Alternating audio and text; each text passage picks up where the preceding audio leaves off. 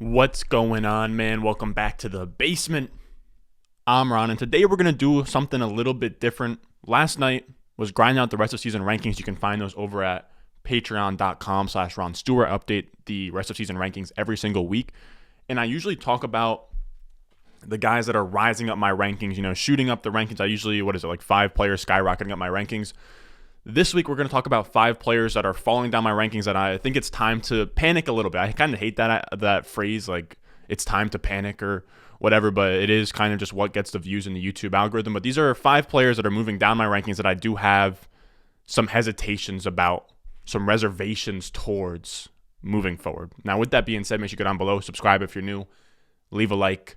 Let's go. Thirsty, trying to choose. I know I'm critical. My nitty bag. Now, first up, we're going to talk about an absolute king. The prince who was promised the greatest running back prospect I've ever seen, Saquon Barkley. And it sucks because it's not really his fault, but I had to move him from RB7. I had him at RB7 last week. I moved him all the way down to RB14 this week. I moved guys ahead of him like David Montgomery, Cordarrelle Patterson, maybe Antonio Gibson. Guys that just, it pains me to move ahead of Saquon. And the problem about Saquon is that it's not really his fault. The usage has been elite. I still believe that he is an elite talent, whether he's still working back from injury. I think eventually he will be back to the old Saquon. He's only 24 years old at this point. And like I said, the usage has been great. As you can see, Sal Veteri, amazing YouTuber. Check out his channel. But he had a tweet. He has, over the last 2 weeks, been playing on 80% of the snaps. He has 19 opportunities per game, 73% opportunity share. The opportunities are there. He has had 18%, 17%, 24% of the target share the last 3 weeks. He's getting the receiving workload. He's getting the between the tackles workload. It's just the offense that's holding him back. It's the stink of the G-men. And I love that as a Jets fan, we both suck at this point. I don't want to hear anything about the Giants post-Eli Manning era. Ever since Eli Manning retired, it has been, you guys have been just as bad as us. And the Giants have scored 32 total points combined in their last 3 games that Saquon has been healthy in.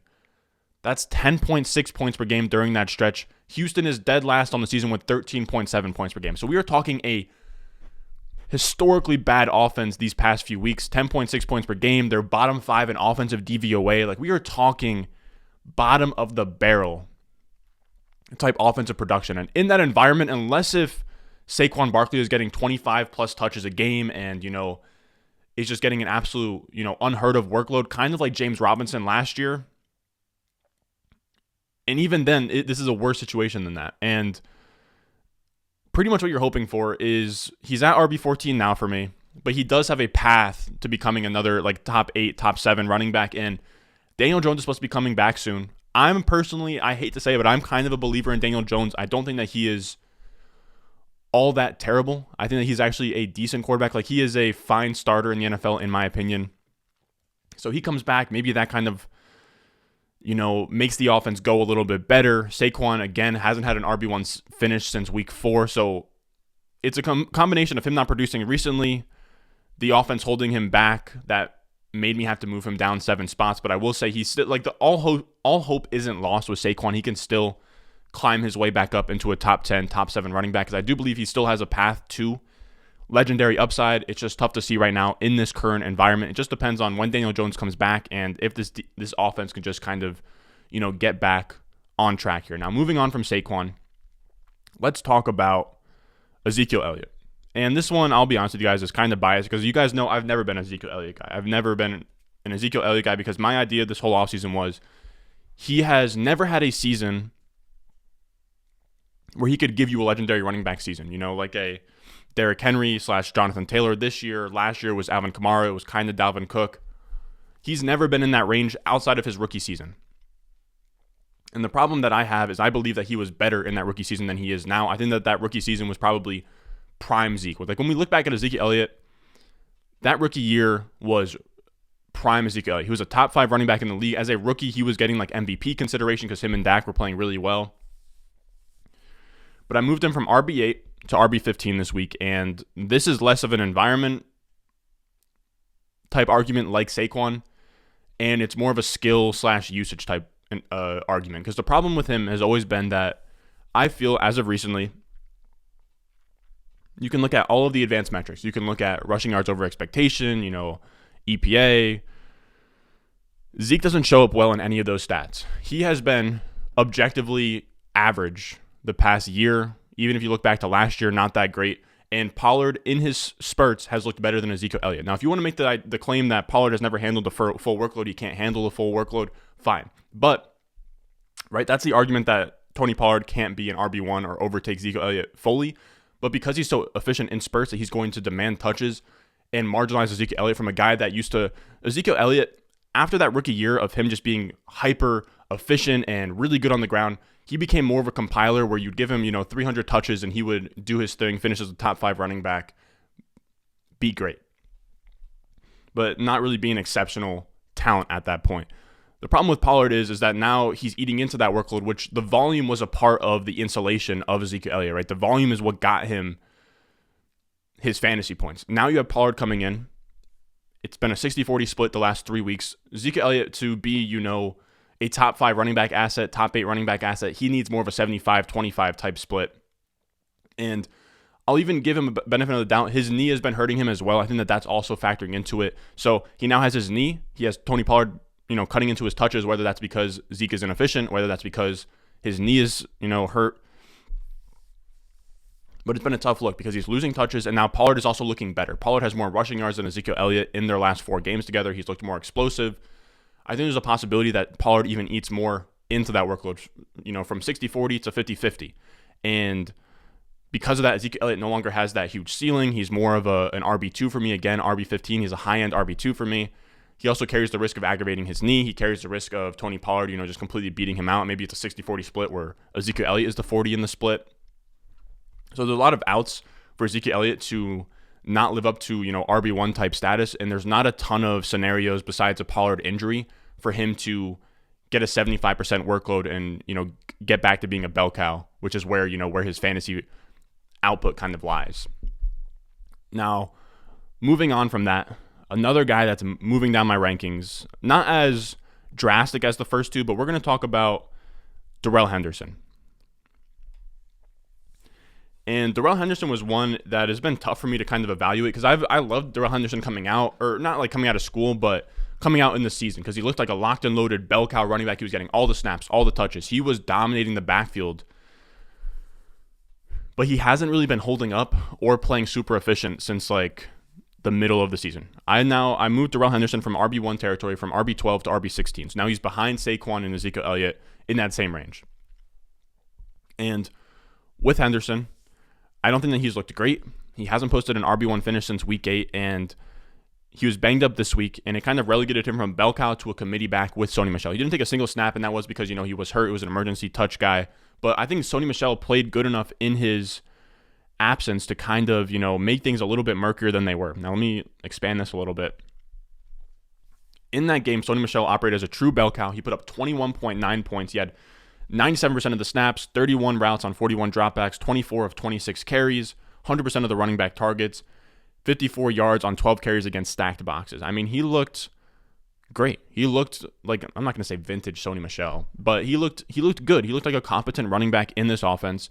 And with Henderson kind of working back from his bell cow status and Henderson kind of having, he's had a bunch of injuries this year. He is an injury risk. I kind of hate the idea of injury prone, but he is a guy who is inherently injury prone. He gets banged up. There's been multiple games where he's either missed, hasn't played a single snap, or he has like a stretch. He has like a series where he gets out because he's banged up.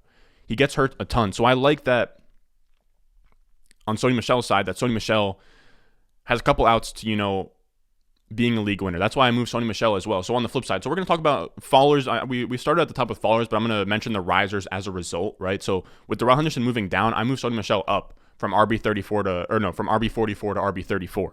And Sony Michelle has a couple outs because Henderson could get hurt. He can also kind of not outplay Henderson, but kind of get like a 60-40 split and maybe become like a flex type play. And Sony Michelle is really rare because, like we said, with Chuba Hubbard is a handcuff running back to Christian McCaffrey, but he's going to come in. He's going to be more of the, Alex Collins type mold than he is the Khalil Herbert type mold, where as soon as a starter goes down, he's a locked and loaded RB2. With Sony Michelle, that's what it is. As soon as Darrell Henderson is not playing, he is a locked and loaded top 15 running back, which is really valuable at this point in the season. And moving on from that, we're going to talk about a wide receiver. This is going to be the only wide receiver on the list, but we're going to talk about Jamar Chase. And again, it hurts to have to do this because Jamar Chase is one of my favorite players. But I had to move him this week or last night from wide receiver 6 to wide receiver 12. So that's a pretty big jump. And it sucks to do, but he's completely stalled. And it's not just, I hate to look, you don't want to look at the box score and just see the fantasy points. You want to see is the volume there. All I care about really is opportunity. And his opportunity has stalled a little bit. He has a 24% target share on the season, but in his last 3, he only has 21%, 13%, and 21% of the targets. So he is now commanding less volume than he was up front in the beginning of the season. So when the volume is coming to a halt, the production's coming to a halt, it's hard to keep on, hammering him as a top 7, top 6 wide receiver in fantasy football. He literally hasn't had a wide receiver 1 finish since week 7. We are now in week 14, fellas. So to keep ranking him inside the top 10 wide receivers, I think is a mistake. And again, I still do, I like the upside, but there's a couple things that are concerning here. His volume has gone down, and the team volume has also gone down. So from a passing standpoint in this Bengals offense, they're known for being really pass heavy, or they were in the beginning of the season. For whatever reason, recently they've been slowing up on that. So the last 4 weeks, they have the 5th lowest neutral pass rate. So if you look at the bottom, you have the Niners, the Colts, the Eagles, the Jaguars, and the Bengals. They're all the way down there in terms of running the ball or passing the ball in neutral game scripts. So that's, first and second downs, win percentages within range. They've been preferring to run the ball here, which really hurts the wide receivers, especially with T. Higgins there. So with, Jamar Chase, I'm not going to put him to wide receiver 20 because we still know the upside. We know the talent. You don't just come out in those first 6 games and those first 7 games and do what Jamar Chase did without being a extremely talented wide receiver. So we know the upside is there. We know the talent is there. It's just a matter of him getting back on track with Joe Burrow, some positive regression hitting, him getting some more targets. And on the flip side of that, we actually moved T. Higgins up from wide receiver 26 to wide receiver 21. And T. Higgins now has more targets than Jamar Chase in the games they played together. He is the wide receiver 1 over the last 2 weeks in fantasy, and he has shown that he can also be a top, 24 wide receiver in the same offense as Jamar Chase. Him and Joe Burrow have a connection. He's a dog. T. Higgins is a really, really talented wide receiver. Now, that's going to do it for us today, fellas. As always, if you enjoyed the video, hit the like button. Subscribe if you're new. If you want access to all of my rest of the season rankings, I went through, did a huge sweep last night. Today, once I'm done recording this, I'm going to do a huge sweep for the weekly rankings. So you guys have rankings for Thursday night, Sunday morning, all that good stuff. So that's going to all be there on the Patreon, patreon.com/Ron Stewart. It'll be in the description. It'll be down below in the comments. So make sure you check that out. As always, I love you guys, and I'll see you in the next one. I got the juice, I got the juice. 10-0, Chatham's on. Foolies glad I'm home. Even my haters kinda glad I'm on. Rest in peace to my vagabond. Rapper song, singer, suspended, subpoena from Mr. Meaner.